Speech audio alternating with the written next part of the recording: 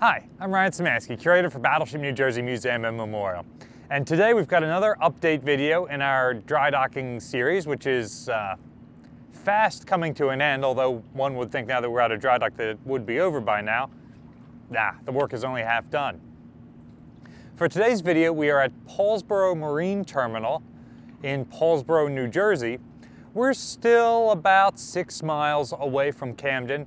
We're actually probably about 2 miles or so further down the river from Camden than we were at the shipyard.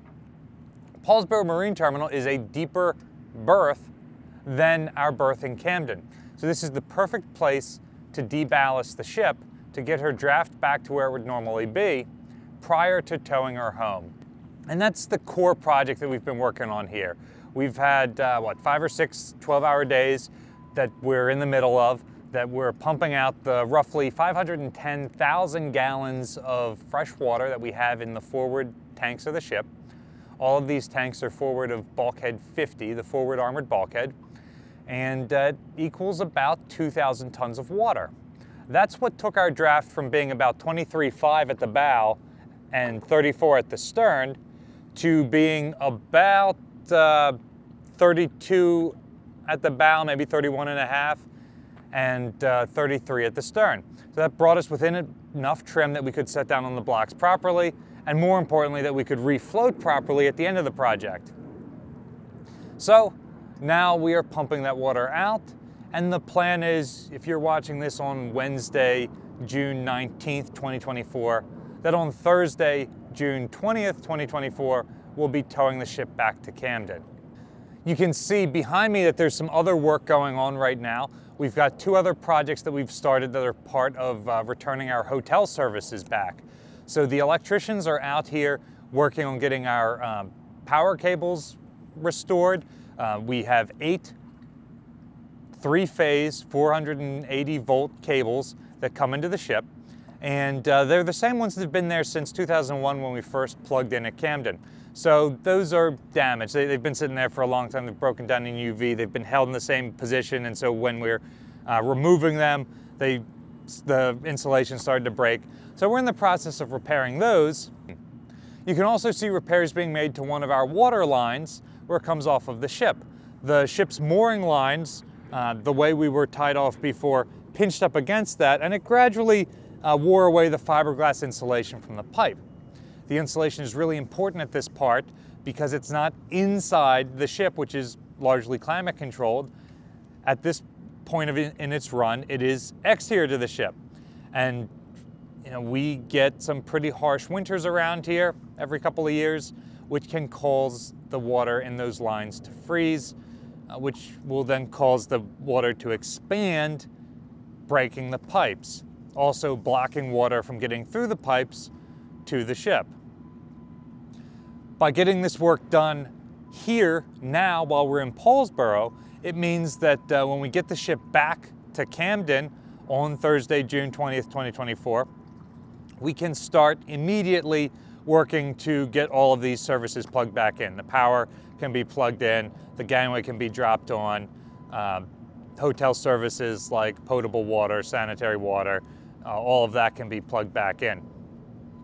We're anticipating this project will take about 2 weeks once we get back to Camden. Between getting everything hooked up again, most of our utilities are concentrated at the aft gangway, somewhere in that area, which means that a finite number of contractors, particularly working from the pier in man lifts, can be in that area at a time. So we had to stagger them so they're not stacked on top of each other, which means it's going to be about a 2-week process. While they're doing that, we're also going to be going through the inside of the ship, reopening the exhibit spaces, putting the artifacts back in their cases, going through cleaning up the ship. We've tracked a tremendous amount of dirt through the ship over the last couple of months. Our regular cleaning services were not on board for this period. So it's going to take a while to get the ship open to the public. And we are expecting to be open the first week of July, before 4th of July. That will be the entire ship open for tours. In the meantime, there will be fireworks on board on both June 29th and July 3rd. which limits guests to the forward main deck. Potentially, particularly by July 3rd, the entire ship might be open, but I can't say with 100% certainty until the contractors have gotten started on their jobs. The other thing to keep an eye out for, besides firework tickets, is watching the ship return home. We are planning on leaving the pier at approximately 11 o'clock on Friday, June 20th, and we're planning on tying up in Camden at approximately 1:24 in the afternoon. We're trying to get there at the high tide. Now from there, it will take some time to get the ship tied off and get people off, but there will be a live stream happening during the entire cruise. That'll run from 11 to 1:30. There will be opportunities to watch the ship come down the river at various places along the New Jersey and Philadelphia waterfronts, and there will be an event on the Battleship's pier when the ship returns. The gates for the pier party open at 11 a.m., so you can come out as early as then and be there to welcome the ship home when she arrives around 1:24 p.m. Eastern Standard Time. Battleship New Jersey receives operating support from the New Jersey Department of State, also from a number of other businesses and private individuals like yourselves. We really appreciate your support. It has helped us get through Drydock, and now we're working on some of the final stages of those projects and planning our post-Drydocking capital projects. There's a link in the description below if you'd like to donate towards that ongoing work. You can also support the museum by liking, sharing, and subscribing so more people find about us and the channel. Thanks for watching.